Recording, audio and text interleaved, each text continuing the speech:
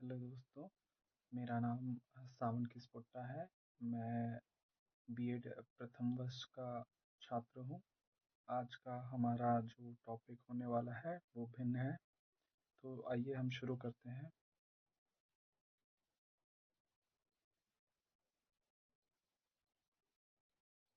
तो आज का शीर्षक है बीजगणित। हम विषय सूची को देख लेते हैं।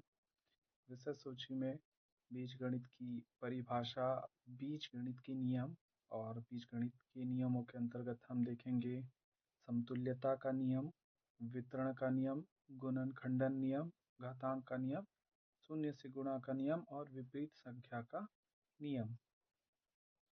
जिसमें सबसे पहला आइए हम देखते हैं बीज गणित की परिभाषा।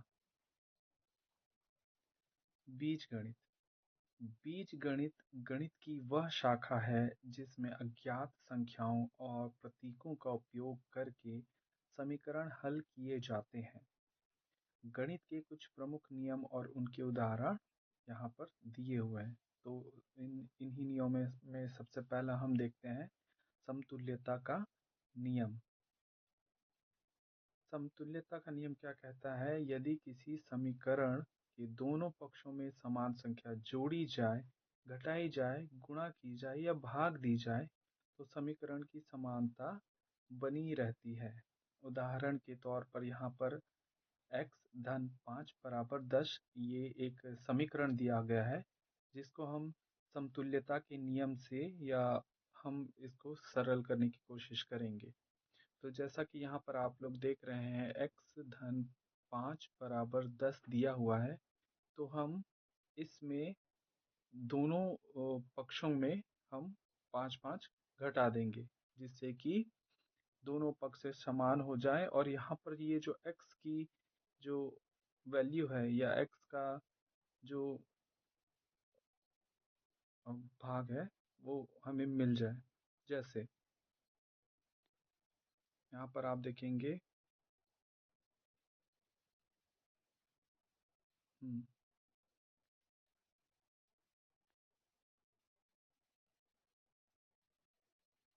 x धन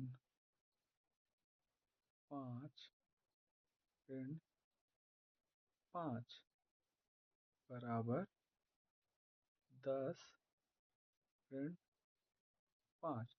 अब चूंकि हम दोनों पक्षों में हम 5-5 हम घटा रहे हैं, तो यहाँ पर यह 5 और यह 5 आपस में कट जाएगा और यहाँ पर 10 में से यदि 5 हम घटाएंगे तो हमारे पास x बराबर 5 शेष रह जाएगा। तो इस प्रकार यहाँ पर हम लोग देख सकते हैं कि x की वैल्यू जो है वो हमें 5 मिल चुकी है। आइए अब हम दूसरे भाग को, दूसरे नियम को देखते हैं।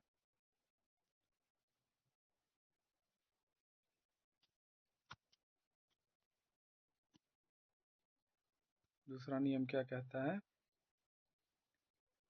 वितरण का नियम। इस नियम के अनुसार संख्या या बहुपदों को वितरित कर दिया जाता है, वितरण करके उनको हल किया जाता है। यहाँ पर दिया हुआ है a गुणित b धन c बराबर a गुणित b धन a गुणित c। कहने का मतलब है यहाँ पर यह जो एक a है इसे b धन c दोनों के साथ वितरण कर दिया गया है और इसे हल किया गया है। तो यहाँ पे जैसे कि उदाहरण हम देख सकते हैं 5 गुणित 6 धन 7, जिसको हम विस्तार करेंगे तो हमें क्या मिलेगा? 5 गुणित 6 धन 5 गुणित 7। जब इनको पूरी तरह हल करेंगे तो 5 छक 30 धन 5 सते 35। और चूंकि यहाँ पर धन का चिन्ह है तो अब हम इसे पूरी तरह से जोड़ देंगे। जोड़ने पर इसकी वैल्यू हमें 65 मिलेगी। तो इस प्रकार से वितरण नियम का प्रयोग कर हम बहुपदों को या अज्ञात संख्याओं को हम ज्ञात कर सकते हैं। चलिए अब तीसरा नियम हम देखते हैं।